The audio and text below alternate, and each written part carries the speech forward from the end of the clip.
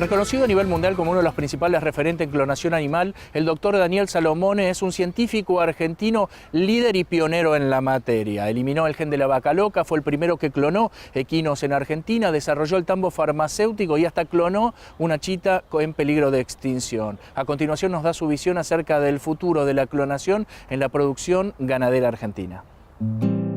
Pionero en el desarrollo de la clonación y transgénesis animal en Argentina, el director del Laboratorio de Biotecnología Animal de la Facultad de Agronomía de la UBA, Daniel Salomone, es un referente para hablar de las nuevas herramientas en manipulación genética. Cuenta cuáles son los principales objetivos que persiguen en el laboratorio. Uno muy importante está asociado a la producción animal. Nosotros queremos que se produzcan productos de mejor calidad, que aquellos animales que tienen mucho valor genético uno pueda tener muchas crías, y va desde un amplio rango de técnicas que va desde producir en el laboratorio un ternero por algo que se llama fecundación artificial, lo que sería una suerte de bebé probeta, hasta realizar la clonación. No solo nos contentamos con la clonación tradicional, sino tratamos de desarrollar nuevos métodos de clonación.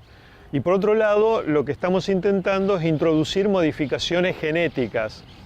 Parte de estas modificaciones genéticas, la más nueva que estamos utilizando, es lo que se llama edición génica. ¿En qué consiste la edición génica? Consiste en eliminar genes completos y eventualmente reemplazarlo. Entonces la edición genética es algo extremadamente poderoso porque puede ir de una serie de técnicas en el que no agregamos ningún gen nuevo, sino simplemente eliminamos un gen. Desde el advenimiento de la biología molecular se puede introducir o eliminar genes. ¿Cómo se llevan adelante estas técnicas? Las técnicas de edición genética funcionan como una tijera. Uno puede ir y cortar y eliminar completamente ese gen. Lo curioso que cortar su gen puede ser muy útil. Por ejemplo, si ustedes tienen una vaca común, tradicional, produce leche, hay un sector de la población que es alérgico a esa leche porque hay una proteína. Entonces, si uno elimina esa proteína, uno produce una leche hipoalérgica y esa proteína no tiene mucha importancia. Hay otro gen que es bastante popular en cuanto a lo científico, hay varios trabajos que se han publicado, que es el gen de la miostatina, que tiene que ver con el músculo. Si se elimina ese gen, uno consigue un animal mucho más musculoso, que parece un patobica, y se produce muchas más masas musculares. Esto es sin el agregado de nada extra, simplemente es algo que pierde el animal y da un fenotipo, digamos, que existe en la naturaleza, porque hay una raza, la belga azul, que son mucho más musculosos, y uno podría utilizar esto, por ejemplo, para un animal que no tiene mucha masa muscular, uno a veces lo sacrifica, pero uno va a tener un rendimiento muy bajo, como es el caso de una cabra, eventualmente va a tener una cabra con mucho más masas musculares.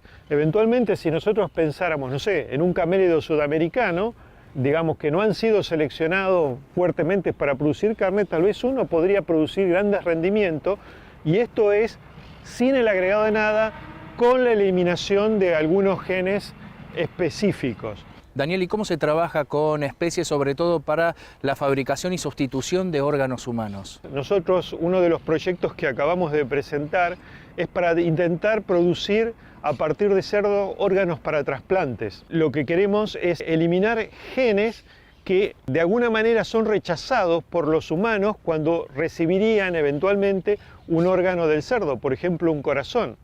Hay por lo menos 3 genes que tiene el cerdo que nosotros no tenemos y que provocan que haya un rechazo muy importante. Entonces, si uno eliminara esos genes, aumentaría la compatibilidad para recibir tejidos que provengan de un cerdo y eventualmente uno podría llegar a curar una serie de enfermedades. Desde el laboratorio también estuvieron trabajando en procesos de preservación de especies. ¿Cómo trabajaron con las chitas y cuál fue el proceso que llevaron adelante? Nuestro laboratorio está muy interesado y cree que en las especies en peligro de extinción uno podría hacer una suerte de aporte, y en ese sentido estamos tratando de todo animal que muere a través de un accidente o que ha estado encerrado en un zoológico, no ha podido tener crías y está muy viejo. Por ejemplo, tratamos de rescatar material genético que va desde las células de la piel para eventualmente hacer clonación, o espermatozoides u óvulos para poder hacer la producción en el laboratorio de embriones.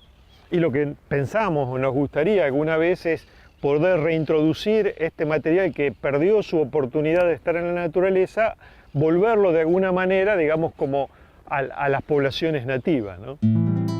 Daniel Salamone cuenta cómo impactan en la eficiencia las nuevas herramientas de edición genética en el diseño de nuevas características de interés animal. Ese es un objetivo que lo continuamos en este momento, pero lo continuamos con una sofisticación mayor. Porque antiguamente nosotros, para lograr esos animales, teníamos que ponerle mucha información a los animales.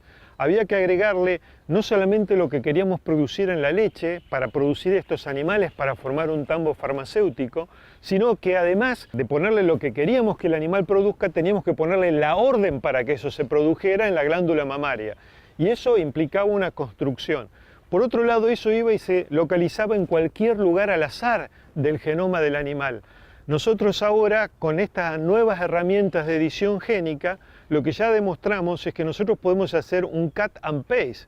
Entonces nosotros podríamos poner en una proteína que da alergia, por ejemplo, y en la leche eliminar esa proteína y en ese lugar introducir un gen que tiene propiedades beneficiosas, que aumenta las características sanitarias de la leche o eventualmente para la purificación en la leche de una proteína de valor para tratar enfermedades humanas.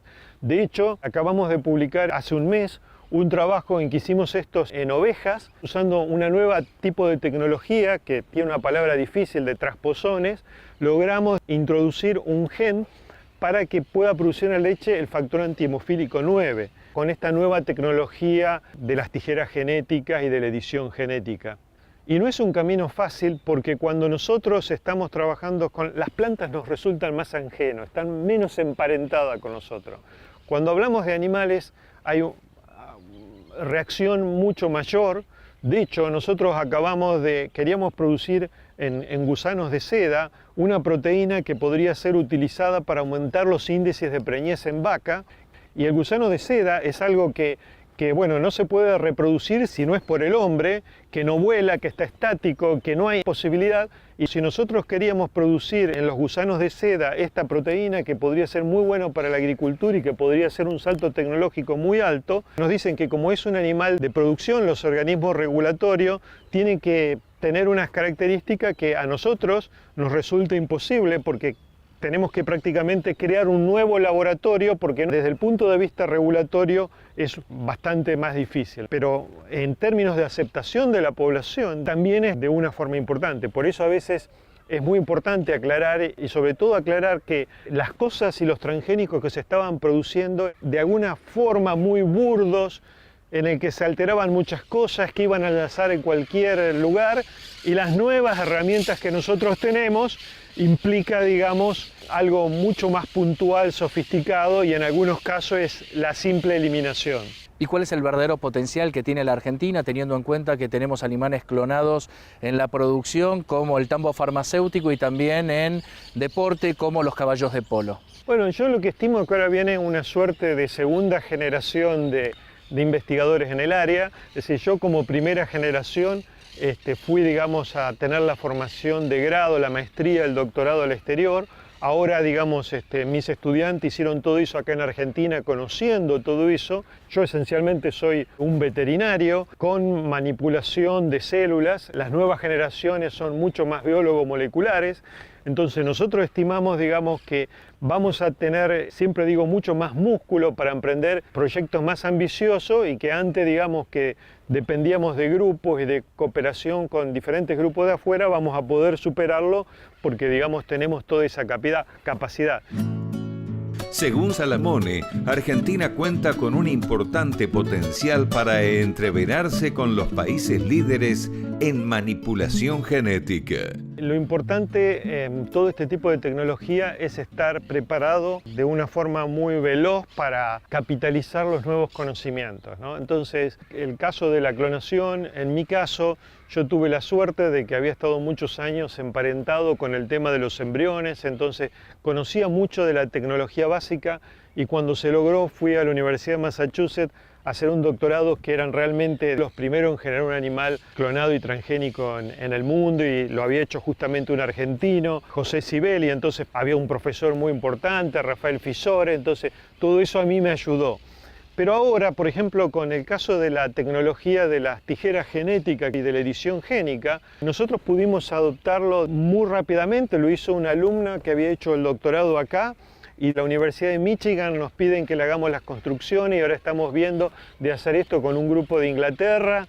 Entonces, a mí me resulta muy atractivo eso, ¿no? Es decir, de tener la capacidad de rápidamente adoptar tecnologías, bueno, porque tenemos una masa crítica que se dedica a hacer ciencia interesante.